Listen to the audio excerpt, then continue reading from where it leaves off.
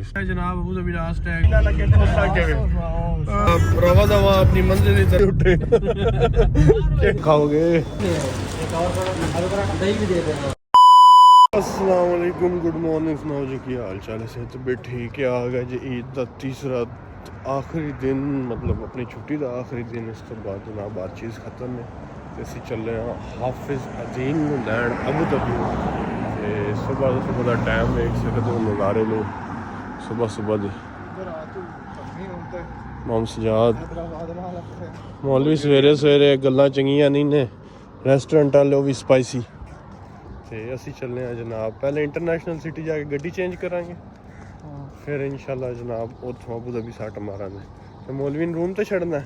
नहीं Abu Dhabi मेरे चौल नहीं खाने, सापटा चावल नहीं खाने। लो जी, जिन्हें साडा प्रोग्राम है अल्लाह के हुक्म नाल मटन पुलाव बनाने का, तो मौलवी आंदा मैं चावल खाए बगैर नहीं हटना। तो चलते हैं फिर असी इंशाल्लाह नाल तुहानू अपडेट देंगे अल्लाह के करम नाल। सही है।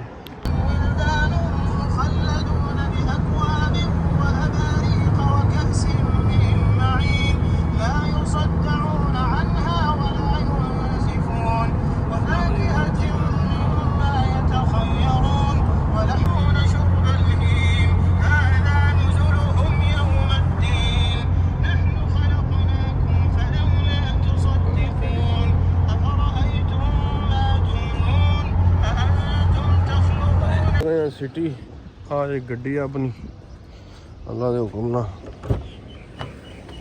खोलां दे चलां दे। बंदे सीट बड़ी अगे की है। बिस्मिल्लाह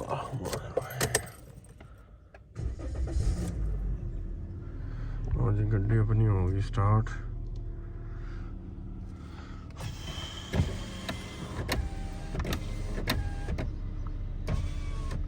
थोड़े शीशे शीशे खोल लिए ना, काफ़ी दिनों बाद निकली। हाँ जी अस्सलाम वालेकुम, क्या हाल है सर? ठीक है। डिग्गी खोलो, डिग्गी खोलो। गड्डी जनाब अपनी बाहर आ गई, शीशे शीशे जो गंदे ने। मौली जरा कपड़ा कड्डी, शीशे च ना मारा। अच्छा बुखार आ गई अपनी, देख लो सली नाल। आप चलते हैं हुण अबू धाबी आल, नाश्ता करांगे मौलवी राह चों जबल अली आलू वाले पराठे साथ चस्सा आ जा सन पूरियां पूरी।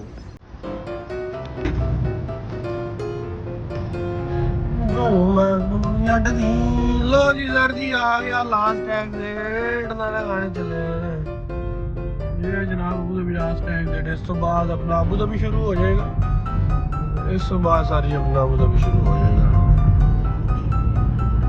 फीलिंग हक होण जट दी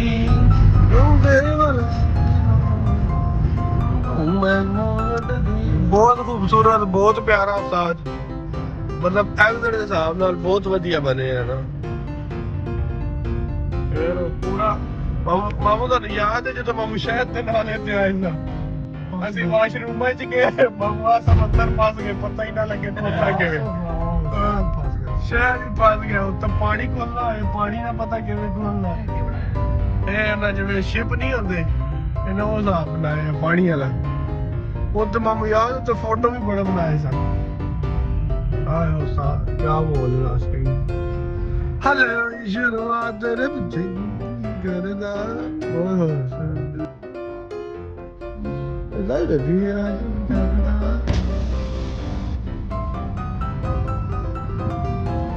चलो जी जान दो।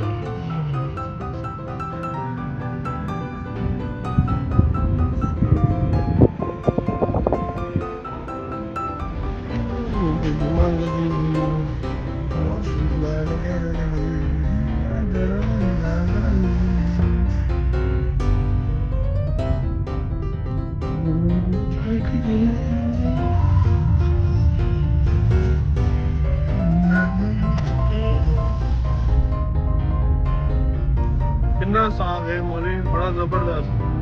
अंदरों बाहर बड़ा अच्छा बने है। जड़ा दुबई जड़ा अपोजिट साइड है ना वो भी सेम है, वो भी बिल्कुल है।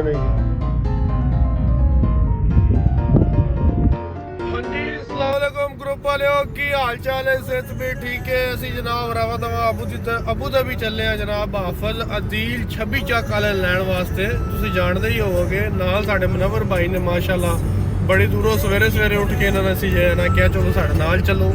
ਇਹ ਨਾਲ ਜਨਾਬ ਸਾਡਾ ਮਾਮੂ ਸਜਾਦ ਤੁਸੀਂ ਵੇਖ ਸਕਦੇ ਹੋ 100% ਬਿਲਕੁਲ ਜਮਾਤ ਨਾਲ ਜਨਾਬ ਫਜਰ ਦੀ ਨਮਾਜ਼ ਚੰਗੀ ਨੀਅਤ ਲੈ ਕੇ ਨਿਕਲੇ ਆ। इंशाअल्लाह अल्लाह ताला साढ़े मकसद नूं सानूं कामयाब करेगा। इंशाअल्लाह अल्लाह खैर करेगा। बस असी हुण जनाब रवा दवा अपनी मंजिल की तरफ ते इंशाअल्लाह पहुंच गए। तुहानूं फुल अपडेट देंगे। हाफिज़ अदील नूं मिलदे इंशाअल्लाह ताला जी। ओके जी, अस्सलाम वालेकुम। जनाब Abu Dhabi way to Abu Dhabi 140 दी रोड है ते 141 ते आ कैमरा पै जांदा जे वेख रहे हो। अबू धाबी रोड ते जितने भी कैमरे ने वो फिक्स ने। दुबई रोड की एडवांटेज है जे 100 दी रोड है तो 100 ते तुसी जा सकते हो अल्लाह के हुक्म नाल 20 ते जे 100 दी रोड है। पर अबू धाबी जे 100 दी रोड है तो 100 ते ही रहना। समझ रहे हो? आज चेक कर सकते हो जनाब अबू धाबी आ गया साडा। अबू धाबी च असीं एंटर हो गए हैं। हाँ जी, अस्सलाम वालेकुम। की हाल चाल है? सब ठीक है जी। असी अबू धाबी अल्लाह के हुक्म नाल पहुँच गए। हाफिज़ अदील नूं लवांगे ते मिल गिल के ते तुहानूं जड़ी अपडेट देंगे इंशाअल्लाह। ते दुआ करो असी अपने मकसद च कामयाब होइए। आमीन सुम्मा आमीन। अस्सलाम वालेकुम। नमाज पढ़ के जनाब 4 बजे दे निकले अबू धाबी वास्ते। जस्ट हाफिज़ फॉर यू। ये साड़ियाँ भुलनियां नहीं ने की हुंदा है, साड़ियाँ कुर्बानियां नहीं भुलनियां।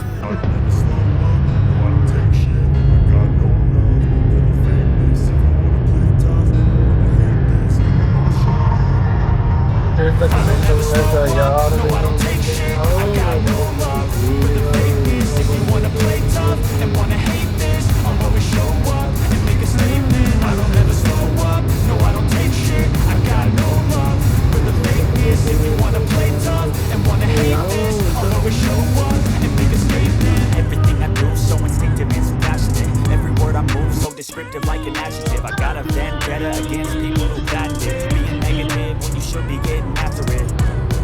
I got facts over tracks. This and that, spitting slow, spitting fast. I can roast, I can gas. Think I'm okay at last, but I don't know if that can erase all the past and the pettiness. A reflection of the emptiness. Hilarious. You think you're worth my time? You're delirious, mysterious because you hide behind a fake exterior. Inferior. You know I'll always be a bit superior. Get off of me. This ain't no humble brag. I want you to hear words, you can say them back. I want you to feel free from the chains that last, and to believe in what you got. It was built to last. Sheikh Zayed international departure वो है पर right track लेना। ये मन लग रहा है car parking लेनी पड़ेगी। वैसे डिपार्चर जो फेरा ला लो ना, ये ना हो तो फिर पार्किंग ले ला। ये ना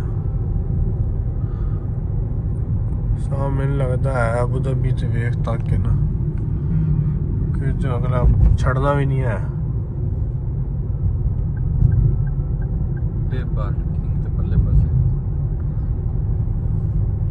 कार पार्क है बोर्ड ना लाया पे किन्नी होनी 30 दिरहम होनी 15-20 होंगे। देखिए जरा नहीं वो तो मसला नहीं ला लांगे।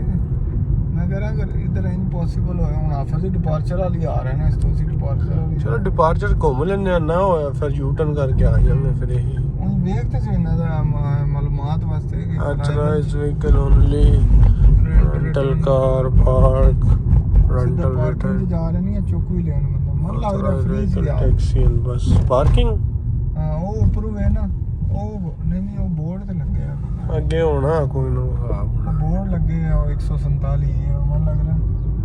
ਹਾਂ ਬੈਰੀਅਰ ਹੈ ਬਿਜ਼ਨਸ ਕਲਾਸ डिपार्चर ਉਹ ਵੀ ਉਹ ਪੇ ਪਾਰਕਿੰਗ पे ही होनी ना। फ्री एयरपोर्ट से कौन फ्री पार्किंग दिंदा यार। लेकिन इत्थों उन्होंने चुकना भी ध्यान नाल ਇਹ ਨਾ ਹੋਵੇ ਕਿ ਭੈਣ ਜੀ ਇੱਥੇ ਉਹ ਚਾਚੇ ਖਲੋਤੇ ਜੇ ਦੋ ਗੱਡੀਆਂ ਖਲੋਤੀਆਂ ਜੇ। एक कोबड़ी दी बंदी हो गया मुश्किल। नहीं है यार डिपार्चर च रूल नहीं है ना चुकना मेरी जान। रूल की है ਬੰਦਾ ਹੋਰ ਵੀ ਕੋਈ ਚੁੱਕ ਰਹੇ ਨੇ। रूल की है अराइवल ਜੇ ਤੁਸੀਂ ਆਏ ਹੋ ਤੇ ਅਰਾਈਵਲ ਸਾਲ ਇੱਥੇ ਪਿੱਛੇ ਹੀ ਲਾ ਲਓ ਨਾ। ਕਾਲ ਮਾਰ ਹਾਫਿਜ਼ ਨੂੰ ਉਹਨੂੰ ਕਹ ਪਿੱਛੇ ਆ ਜੇ ਇੱਥੇ ਲਾ ਲਓ। ਨਹੀਂ ਉਹ ਤਾਂ ਕਿੱਧਰ ਵੀ ਆ ਜਾ ਕਰ ਲੈਣਗੇ। ਕਿਉਂ ਕਿਉਂਕਿ ਸ਼ੁਰਤ ਅੱਗੇ ਵੇਖੋ 2-3 ਗੱਡੀਆਂ ਖਲੋਤੀਆਂ ਸ਼ੁਰਤੀਆਂ ਨੇ। ਮਿਲੋ ਹਾਫਿਜ਼ बैग में कोई चीज खराब होने वाली नहीं देख रहा